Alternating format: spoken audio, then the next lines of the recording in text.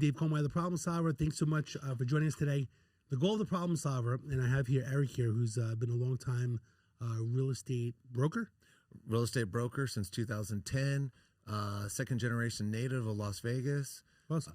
Former Zillow Flex agent, team lead. Still currently in real estate for over 20 years. That's a long time.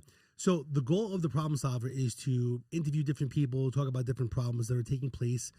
As a retired police officer, I consider myself a community advocate, public advocate, victim advocate. Depends upon what victimization is taking place. Sometimes there's recently there've been things going on with Uber and Lyft. People being sexually assaulted, and some cover-ups as well. Recently, there've been some stuff taking place from Zillow. My wife basically has been practicing real estate for a while. I've done some investing over the years, so I've kind of uncovered a little bit of things taking place with Zillow. I knew that you were a Zillow Premier Agent, and I've done some news releases uncovering some of the, I would say, non-transparent practices, of Zillow Loans and these different programs. It seems like a big mess in general. And even though I've done some news releases, I don't know everything in detail. I figured I would bring you on here, Eric, to talk about, your experience by being a Zillow Premier Agent. I know you're disengaged in regards to that. We actually were spending over $19,000 a month on ad spend. And then we got rolled into the Flex program. And because our metrics at the Premier program were so high, they brought us into the Flex program. And being in the Flex program, we still had great metrics. But right now, there's all these lawsuits going on with Zillow.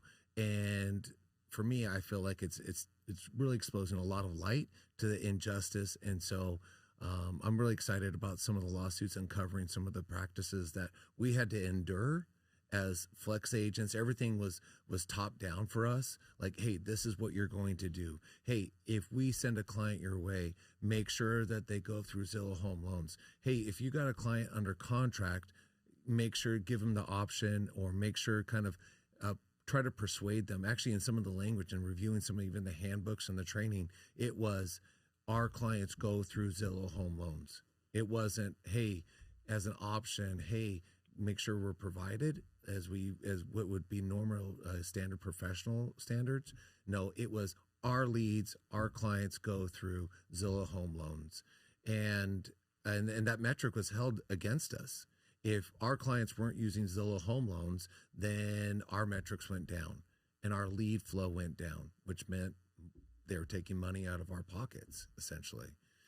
Additionally, like the amount of percentage, if you think about the amount of commission that's coming in, as a team lead, I have to find a way for agents to go out and do a phenomenal job for a lot less, because now they're taking a 30% sweep right off the top just for providing the lead. And that's really like a tax, right? The kids today always talk about, hey, Dave, I'm going to tax your Red Bull real quick, right? I'm going to take a sip. That's one thing. That's a tax, 7-8%. 30%, they're taking half the soda. It's interesting to say that because I've worked with law firms for the last 10 years. So when you deal with personal injury claims, normally it's a third. But technically, your third is another third. Normally a lawyer is taking a third of, let's say, a personal injury claim. So now you have, like, if you had two lawyers, you're splitting that third as well. But they're taking even more than the third. Sometimes it's 40%, right? Correct. So it's harder. That means you have to go out. It's kind of like feeding the shark. I always would say that you have to keep bringing in, fresh meat in order to basically pay the bills and so on. And then to come find out, like, once we got rolled over to the Flex program, we actually had teams that were much larger than ours that were getting better leads and still underperforming what they called the company standards, the metrics. And so and that's why we ended up in disengagement, because we were getting like kind of the leftover leads that were coming through. And come to find out, it's because this other team, I don't want to mention a name, but it's a much larger team in town. They're getting the cherry picked leads, as well as that's what led to our disengagement in the program, is because what I'm talking about is once they enrolled in the Flex program, that's where they're taxing the leads. They're taxing the commission that's coming through. And what I'm saying is, here in town, there's only a select number of teams. At the time, there was 10 teams that were on the Flex program. And depending on your metrics, in theory, that's how that determined your lead flow. Come to find out, it's because this other team had another relationship through their Zillow offer program, as well as their Zillow home loan program, that was bumping their number of leads up and bumping our number down, even though our conversion rate was higher. Conversion rate could be higher because you provided a better service, you're on top of your leads, but the other person was spending more money or had a better relationship, kind of like a little bit of inside trading, right? Absolutely, just like insider trading. So they had a relationship, or somehow there was a kickback, which nobody knows. Got it. You know, it's interesting. Again, I always go back to law firms. I was a cop for 17 years working in law firms. You know, some people would say, oh, that guy must be getting a kickback. How? You know, you don't really know, right? If they're getting dinners or they're getting something, you know, in general, or they're getting cash in an envelope. But technically, right, these relationships with Zillow, whoever is providing those leads, probably just clicks the button, provides more leads to the other person. Yeah. It goes back to the consumer. Okay. The consumer is actually being taxed on the fact that we can't negotiate. We're kind of you can't forced. negotiate as hardcore because you have all these bills and expenses to pay. Exactly. You got 19 grand to pay for the monthly bill. Then you got the taxation from Zillow on the second part, right? When you close on the deal, you have to pay that. So you can't give a better deal. You can't negotiate a better deal. Yeah. Well, and really it limits our opportunity. And like, hey, also one of the metrics is, hey, you got to convert this deal now, as opposed to a client that, hey, you know, you're kind of hotbedding them into a deal that may not be the best deal, because we need like a full 3%, or we need a full, you know, we need full reimbursement for this and that. And so it's really not the best representation for the clients or the customers, the general public. You know, I never fully understood until recently, and it gets complex, these things, you know, even myself. I hope to think I'm a smart guy, but it's a little weird. Like if you basically call, let's just say John Doe, who's a realtor, and you call his direct number. Yeah. And you call him, you can get one deal, but if you go through Zillow and you're looking for John Doe, the realtor, now he's in the system where he's basically about to be taxed, right? Correct. So now if someone says, well, you're giving me that deal, other people, why can't I get that deal? Well, you went through this other portal, which the average person is like, what the hell are you talking about?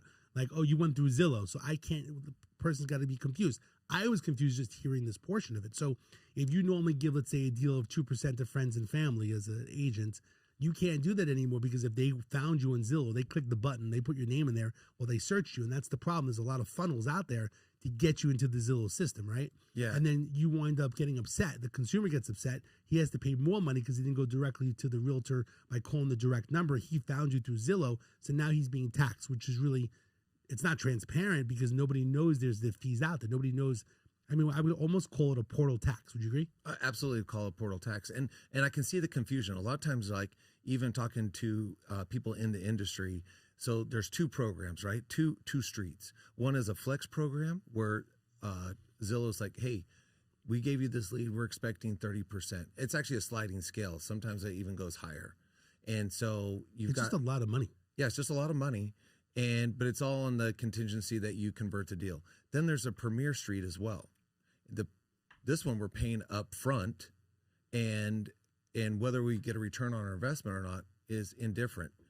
But if for some reason a consumer ends up on both streets, do you know who wins or who won? Zillow. Well, Zillow wins no matter what, right? They're the house. And so they would come back and say, hey, it doesn't matter if you got that lead through the Premier Street. If it came through it came through our Flex Street, which is a different program. In theory, they're all separate programs, but who knows who's controlling what the cabal is, who's controlling them. But if it comes through the Flex Street, hey, we want more money. We want our cut. So did you always feel pressure on a monthly basis? Because I would feel pressure if I have to spend 19 grand a month. I was pressured working in law firms, doing marketing and lead generation, right? Spending the money. If business is not coming in, you're under pressure. You're under stress, right? And also you have other people to feed, the other realtors that you work with, right? Yeah. No, we feel completely stressed, but you also feel stressed even on the flex side too. Like if you're not meeting the metrics, if you're not converting, if you're not getting people under contract, which if we're selling carpets or we're selling used cars, I can totally understand it. But it does a disingenuous, and you can't do the best job for your clients, is you want to get them under contract as fast as possible with the highest terms, not knowing whether is that the best deal for your clients or not. But because of the fact that so much money is, basically being taxed, that you can't do that. Like you can't provide that extra service, like giving money back or closing costs and things like that, right? Yeah, massaging you have a the little numbers. extra money to give back a little bit to help the actual consumer, where you can't now if you're being taxed so hard as a realtor. Correct. And you said you were a Zillow Premier agent for how long? Zillow Premier Agent since 2009, so up until for 11 years. So you've been doing it for a long time. Now I understand that you've been disengaged. How is it working? How did it work when they were trying to push people to Zillow loans? Like if I called you right now and I'm your client and I'm like, I want to go get a loan. What's the normal conversation? If I said I want to use 3 different lenders to see what kind of rate I get because you can buy down the rate and so on. Well, that's the thing. Most what consumers, would you say to me? most of Not the that you consumers knew don't per do se. that. It was kind of guided by your program. Yeah, it's guided by the program. The training, all the training said, and even their system did this, where if we got hold of that person, the system would actually dial through to Zillow Home Loans To connect them? just like that. And So if I say to you right now, look, I'm looking to get a loan, you would automatically send out. it already happened. It would send out to the home loan to automatically send through. Okay. So they would be more on top of the game. yeah, If I said to you, I want to check out 2 other lenders. it was crazy talk. You'd be crazy. For Zillow, that's not what they want. They want you. You in the basically funnel. say like, look, Zillow's going to get you the best possible rate.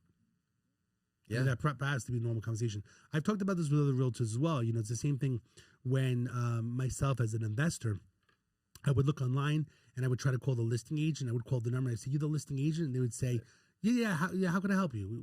What do you need? They wouldn't say yes or no. And I'm saying, are you the listing agent? Is this your property? And they would say, no, I work, with the team, or I work with the group or something, And so I always felt it was not transparent, because I've always, personally as an investor, I always wanted to do a deal that was dual, right? I figured I'd get a better deal if I'm working with the agent, maybe less commission, or and that's Zillow's training, by the way.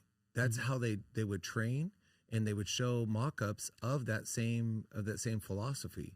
Is transpose yourself as a listing agent, as the expert on that property, even though you have never been to that property. You don't know any intricacies of that property, other than most times, unless you've shown that property before, which you probably haven't, is at that time to fake it till you make it. Fake it till you make it. Mm-hmm. I always was against that in general. I always felt like there wasn't transparency, and I felt like everyone was trying to lie to me, like just to get to the listing agent. But I guess that's the problem when things become such a monopoly. That Zillow became so big. It's the big dinosaur. It's the T-Rex. How do you break through that T-Rex? It almost seems impossible these days, because there's no other portals that show, like realtor.com was the big thing at the time.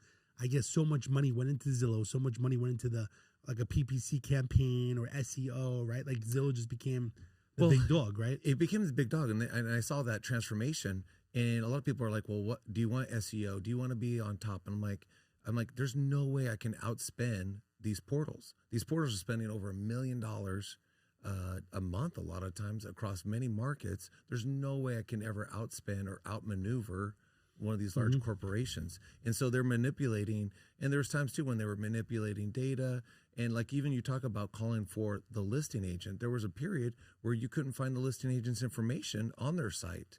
At all. Now it's like a little bit. Now it's a little bit. I feel like it's 25%. You need to get your reading glasses out, and actually, it's still disguised. Yes, disguised. I think that's a really good term for it. So in regards to consumers, do you think that consumers know that the buyer's agent is giving up 70% because you're a Premier Zillow agent?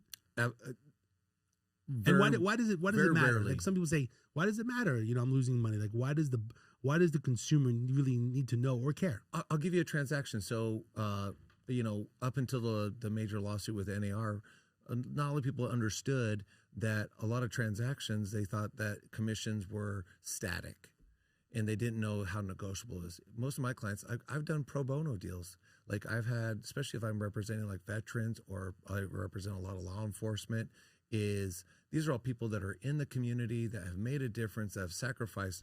It's one thing to sacrifice time. It's another thing to sacrifice your blood and your energy as, law enforcement and veterans. And so if I can't give back, a lot of times people or young families are just trying to piece together the opportunity to build to buy a home. Yeah, to buy a home. And people are like, well, buying a home, it's not like buying a soda.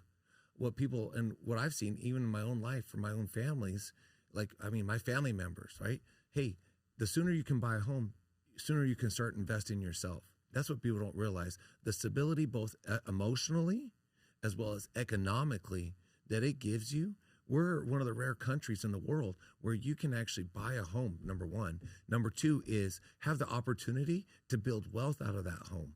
And it's yes, you can get richer through the stock market. Yes, you can get richer through crypto, through all these other asset classes, but you got to cover first base. And first base is you got to live somewhere. And real estate is the number one asset that has built more wealth into more families than any other asset class over the history of time. And so the sooner that we can move families, I'll be real quick about it. One of my cousins, I'm driving home from Reno, and he's like, man, these realtors, they don't do anything for their money. He was renting. He calls me, he says, hey, I want to go rent. Anyways, I go out, show this crap rental, and I'm like, this is ridiculous. You got to get you into a home. He had already been through BK, young family. He's got 3 kids. 2 of them got special needs. And I'm like, this is ridiculous. Get him in, long story short, get him into a home. And then we were able, a couple years later, able to sell that home, get him into a house that he actually, in a location's better for his children. And so not only do they feel it economically, like he'll tell you, he'll testify every day. He's like, that was the best thing listening to me. Is in a way it kind of saved his daughter's lives, like 2 of his daughters, because they were able to move her to a location where her cystic fibrosis is almost malignant, whereas here in Southern Nevada, cystic fibrosis is on fire. Interesting. And so health-wise. Yeah, so health-wise, which is priceless. You can't pay for health like that. How do you, so when you talk about buyers in general, you're trying to help families, which is a great point about, getting a first-time home buyer, not renting. I always say that, people concerned about the interest rate now, it's 7-8%. I'm like, well, if you're renting, it's 100%. Your rate is 100% if you're basically renting right now. But if you're purchasing a home, right, at 7%, maybe refinance, maybe there's things change. But when you purchase a home, right, you need a place to go to bed at night. You can at least in the future rent it. You can lease it. You can do sell or carry. You can do all these different things. So, of course, purchasing a home is a big deal. Most people get stressed out. They don't have someone to educate them. But how do you fully represent a consumer if you have these metrics as a Zillow Premier agent, Zillow Flex agent? Well, going back to disguise, I really like the verb that you used earlier, Dave. Is you have to disguise like some of the numbers. You have to disguise some of the things that could be negotiable really aren't, right? So, like I'm doing a deal right now for a law enforcement officer. And the seller came back, hey, I'm going to reduce the commission from 3 to 2. Great, no problem. Like I had the leeway to do that. Whereas if I was because they didn't go through the Zillow portal. Yeah, exactly. If you go through a portal, then your hands are kind of tied. What would happen in that situation for that person? You just couldn't do it, but you would never bring it up in communication. Right. Well, so let's say we accept that 2%. Do you know what Zillow still wants? They still want your money. Oh, they want the full. They want the full 3. Okay.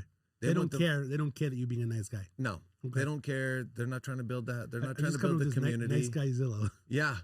No, they don't care. .com. It's Guido. They don't care. They want. I don't know if you know what history is, but they're kind of a modern day. These portals are actually a modern day Shylock. I don't know if you know what a Shylock is. Yeah. So the mafia is. Yeah. They want the vig. They want. Yeah. Exactly. Most people So don't know what those words are. Zillow is they want their vig no matter what. No matter what. They don't care what. if you have a relationship with them and you're trying to help a cop next door. Yeah. Officer next door program or a nurse next door. Yeah, exactly. So you basically they won the money and there's no way around that. There's no way because it's even if you say contract. friend of the family, nothing like that. Yeah. There's an easy way. Yeah, you don't pay them. You don't get paid. You don't get paid. Got it. Well, the money comes in, deal flow either goes all the way down or gets cut off. Now, you normally, as a Zillow Flex agent, you normally refer them to the Zillow Home Loan. If you're not a licensed mortgage agent, you're not making money off of the loan either. Absolutely not. But by you following through, by pushing them to the Zillow loan, that means that you'll get more leads or better leads next month. That's what the hope was. The hope. Yeah. You were praying that was the part of the deal. And they would say that, right? Like, well, they would say that. They would be on your metrics. They're like, hey, you only sent so many people to ZHL is a acronym, Zillow Home Loans. And that was one of the metrics. They're like, hey, you only get so many applications. And so it's almost like acting like a pseudo loan officer in a way. So I'm sure there's some, there's liability in that as well. It's one of the worst feelings that I'm sorry I always bring it back to, me working in law firms for 10 years, even though I was a cop for 17. I used to try to bring in extra business in general, hoping, and praying that I'll get a bonus or I'll get something more in general. But you're working like a dog to basically bring in that work. I used to call it street credit, even though, let's say, it wasn't commission, but working in a law firm. But my main thing was if I'm bringing the business and I showcase, look at how much business I brought in, I would get more money or bonus. And then when you didn't get, you're upset. Why are you working so hard, right? And that's the other issue.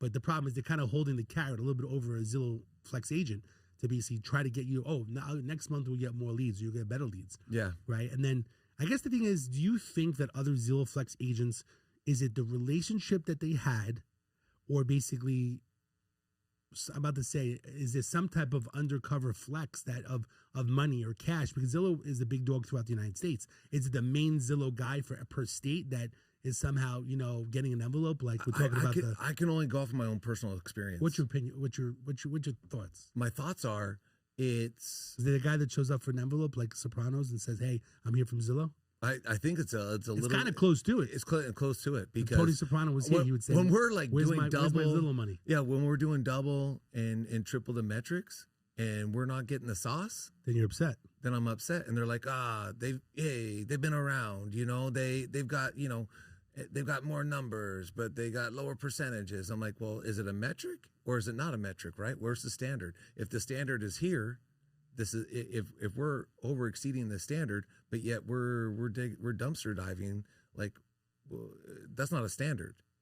That means someone's on the grease. I'm just thinking of like a meme these days, like Tony Soprano, where it says like Zillow, and then like the realtor agent saying like, "Here, where's my envelope?" You're a Zillow Flex agent on the other side with a hat. Yeah, that's my new thought process. Okay, so the bottom line is, it's not a good situation. You eventually, I'm assuming, figured out like, hey, this is not good with programs going on. What made you decide to be disengaged as that type of agent going back? Because you've been doing it for many years, and I think I will share with you, even like as a cop when you're brand new, even though there's a patrol guide that's 500 pages, eventually you follow the other officers on the street, right? And then unless you really think something is corruption wise, you're not going to do it. But eventually, at what point in time did you realize like, hey, I'm doing this for a long time, this doesn't feel right, or this is wrong? Like, what made you decide to become? It's funny we use the word disengaged. I kind of feel like you're. I don't know. I'm trying to think of a different phrase. Well, so that was the term that they use in their language. Disengaged. Disengaged. And so for us, it was an easy decision because we were already bringing in a business. We're a local community business, super involved in the community. I could give you a whole list of that stuff.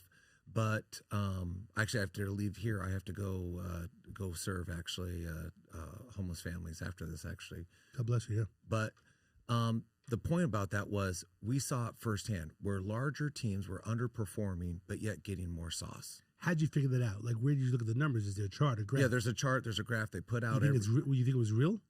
A portion of it was real, and then we knew from personal experience. We're like, hey, they were sending. They were making numbers up like, hey, you guys aren't answering the call. And I'm like, that's not true. I know, like, everything was probably recorded anyway, right? Yeah, it's probably recorded. And I'm like, I have my phone logs, okay. And I had all the phone going to one number. So if it doesn't go through, I know. Okay. And so I know for a fact that those numbers were being falsified. And so at that point, it was like the benefit that they talk about is the juice worth the squeeze. And absolutely it wasn't. We were doing a better business. We represent our clients. Most times we represent our clients multiple times over years.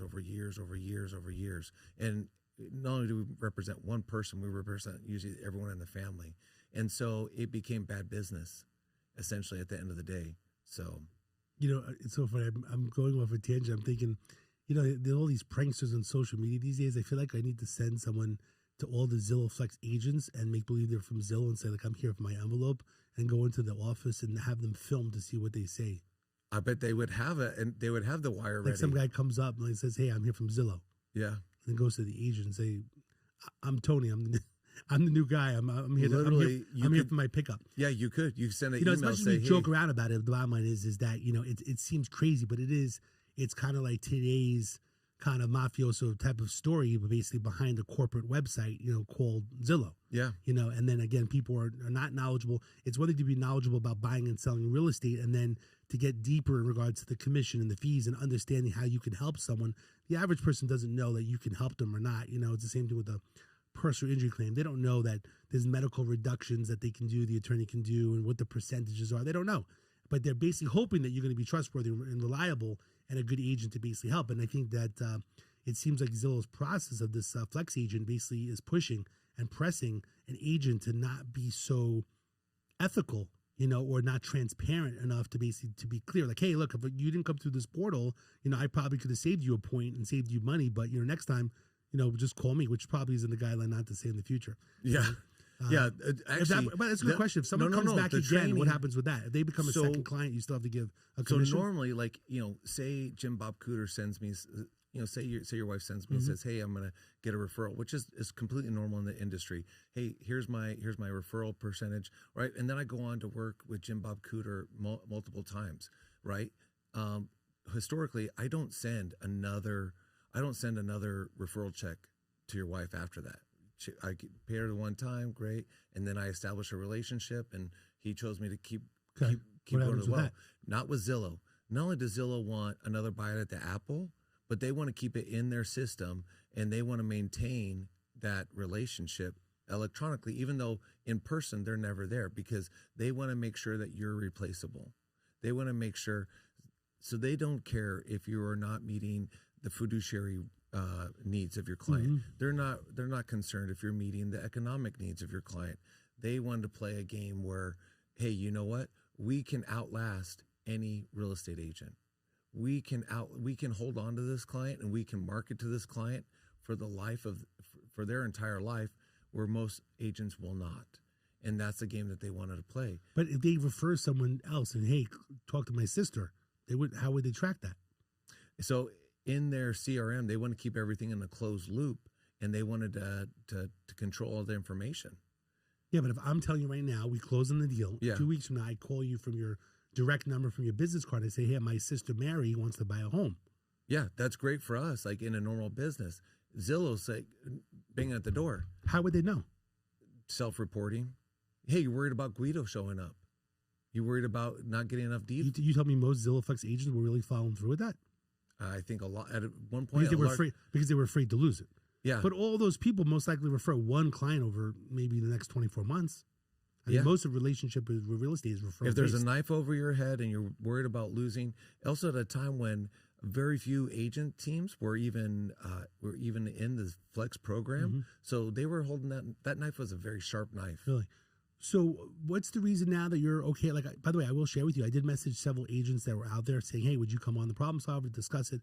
They didn't want to come on. What made you decide to speak about it? Were you concerned? Because it seems like other agents that I messaged and they didn't want to come on and talk about it. So for me personally, not that I went out to 100 agents, but I mean, several people that I knew that are actually talking about it a little bit on social media. But I'm like, do you want to? I'm not sure if they were nervous because I'm a retired cop or something. But I mean, I basically just said I want to interview about the situation. I appreciate you coming on and sharing the information to be educational to the consumers that are out there. But again, what's the reason why that you're okay with coming out now? I'm a public servant. Okay. You talk about your service. I literally am a public servant. I currently serve as in a role at the city of Henderson, where I'm a public servant. And so what I say actually does make a difference, and I make a difference in the community. So making a difference or caring about the community, it can be a slogan, but it can also be someone. I'm second generation born and raised here, Dave. So the people who are buying homes here are my future neighbors, my neighbors right now. These are all people I know, people I see at the store. And so a lot of times people will call me, Dave, and go, hey, this is what happened to me.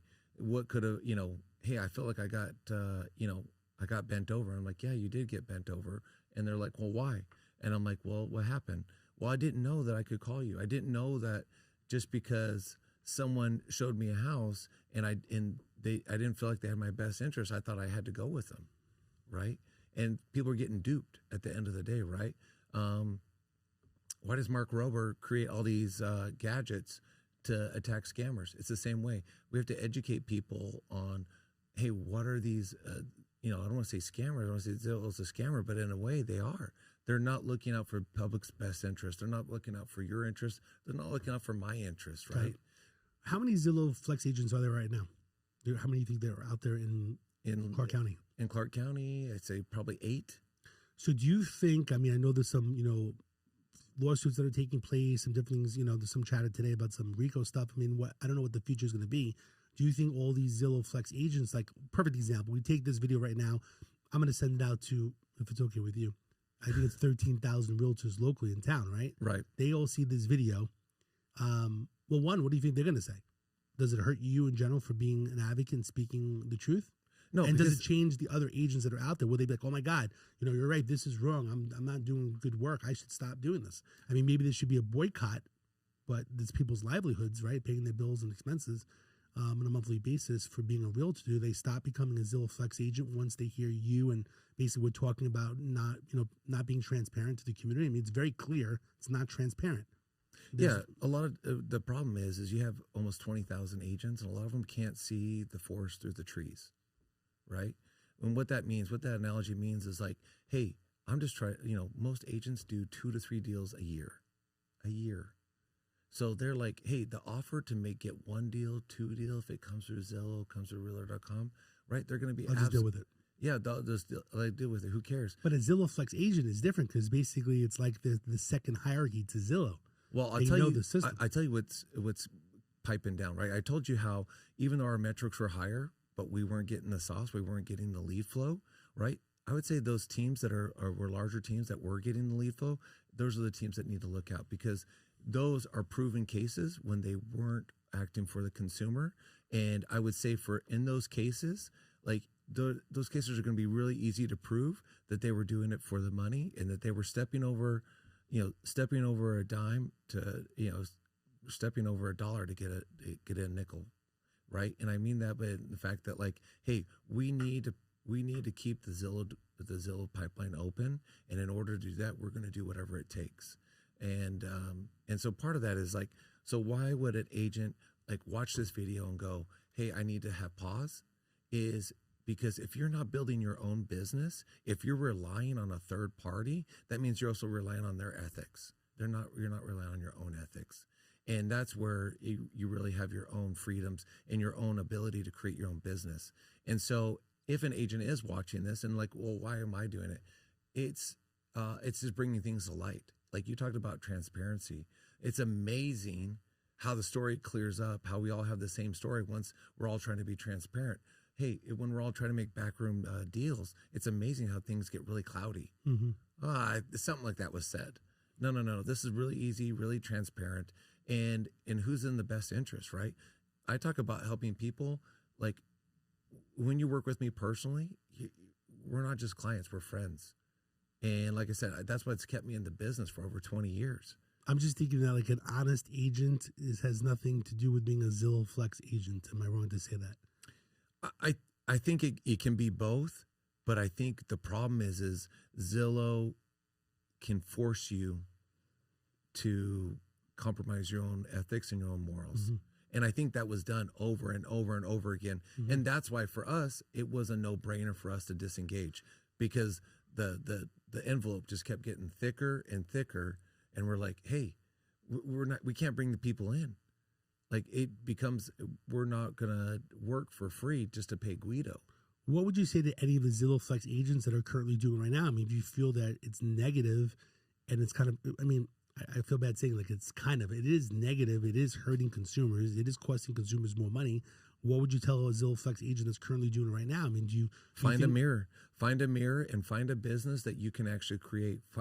The whole point about business, no matter what it is, whether I'm selling you a meal as a restaurateur, or if I'm selling you gas, the whole point of a business is to bring value to a consumer. Mm-hmm. And if you're not bringing value to a consumer, if you're having to hide and not be transparent, and that stuff comes to light, and that's what's happening. That's mm-hmm. why I'm here today. It's just honest transparency. If you don't mind me asking this question, which I feel weird asking, but you were doing it for 10 years, what kicked in then? What kicked in now? Because is it over time that it just got worse and worse and worse? Because some people say, well, he knew what he was doing for the last 10 years. And again, I appreciate you coming forward to talk about it. But someone would say, like, what were you doing the last 10 years? Why didn't you think it was bad? Why didn't you say something then? Or just basically you just kind of going with the flow and you didn't realize that it was a bigger issue than it was. Yeah, no, you obviously you can look back in the rearview mirror and you can, mm-hmm. hindsight's 20/20. I mean, no one's perfect. Yeah, no one's perfect. I try to be. Thanks for noting that. The hairline's a little receded, but self-included. Self-included. No one's perfect. Hindsight's always 20/20, right? And it's a cautionary tale. There's some good chances that people that are current flex agents could be wrapped up in these lawsuits. And first rule of business is don't get in a lawsuit, right? You worked for law firms for over 10 years, right? Last time I checked, law firms, they don't make money off of doing a lot of pro bono. They make money off of bringing cases to court. And as soon as you bring a case to court, average commission, especially in this flex ideal, was about $4,000. What was the average cost to hire an attorney for any case? The smallest case you can think of. What was the smallest invoice? Well, if it was criminal, probably about $2,500, and if it was a personal injury, the average probably is $8,800. Yeah, about 10 grand. And so if you're only making 4,000, you got to pay that just to hire the attorney. You've lost money. It's the easiest way to lose money, and that's what. So looking at when we were in the process, there was no evaluations of who has liability here, right? Where does the consumer lie? Where does the agency lie? Where does the brokerage lie? And so looking back, this is a great opportunity. Is the positive thing about lawsuits, as much as we hate lawsuits and attorneys and class action lawsuits, is they bring to light and they improve the industry and they improve the opportunity for those that want to work and also for consumers that are trying to build wealth through their real estate. I just came up with, I'm sorry, these things come to my head, like a recovering Zillow Flex agent. Yeah. Which is interesting. I really do appreciate you sharing this stuff. I mean, anything that you want to, actually, I'll say last two things is, one, what would you say to, I kind of brought it up before, but if you were if a Zillow Flex agent right now is watching this, what advice would you give them today in 2025, going to 2026? What advice would you give a Zillow Flex agent that's currently in the local market? Now, this is happening in every single state. I mean, technically, hire an attorney to look over your contract with Zillow and ask this one question: what is your liability if Zillow asks you to do something that is unethical or is against RESPA? That's a good one. Luckily, I have a legal protection membership that can help those realtors review those contracts. So anyone that's listening there, I could probably help out with that one to make sure that things are being done ethical. And the truth is, most people don't read the contracts. Even a local consumer that's purchasing a home, right, doesn't read the mortgage contract, doesn't read anything. I had someone the other day, basically, they prepaid and they owed like 13 grand extra because they didn't realize there was a prepayment penalty. And they're not from America. English is not the first language. And they got caught in the mix of the contract. You really need some guidance and legal protection when it comes to contracts. Second question is, what would you tell any consumers from your experience as a Zillow Flex agent, dealing with different realtors that are out there, how to pick the right realtor, from your experience doing this for over 20 years? What do you tell the consumers that are going to listen to this video? Number one question is, who do you serve? Number two is, what opportunities can you bring to me? What negotiation skills can you bring? And what are the numbers that you can help me out with? And if they can't answer those three questions, you may need to interview another agent. And that's another thing is, always know that you can interview someone else. Because that is another part of it, is like, once you get into the Zillow system, they never want you out. Okay. Well, I appreciate you talking about this whole situation. I think we kind of beat a dead Zillow Flex agent horse to death on this one.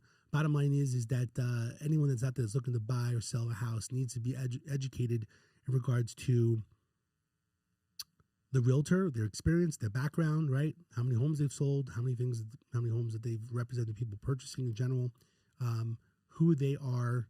You just said before, who they are. I'm about to say dedicated. No, who they represent, who they're loyal to. Yeah, who they're loyal to in general. That they cannot be loyal to a portal. Fiduciary, yeah. The fiduciary responsibility is to the client, not to a portal, not to a website, not to a domain, not to a company that's basically trying to extract money legally, because they're doing it through a website and through a title company. But technically, it's being done in a non-transparent way where consumers do not know. They're not educated, and it's not like they're signing a form. Right? Do they sign a form that basically says 70% goes to Zillow? No. With lawyers, when there's contracts and retainers, if another lawyer is receiving money, they have to sign the client has to sign the retainer agreement saying that money is going to another attorney. Yeah, and that was never part of that's the plan. never done. It's not, that really needs to be done. Like if any money's moving over, to another portal or to another agent, it should be very clear on a document that they're signing that they know that money is going somewhere, just so they know where that money is going. It should have whether been. it's commission in general. That's not being done right now. That's not being done right now. Well, Eric, I appreciate your time. Thank you so much. Anything else you want to share and add? Not for today. Maybe we can get I think together and share we some covered more a lot. light. Yeah. I think we covered more than you thought we were going to cover. Yeah.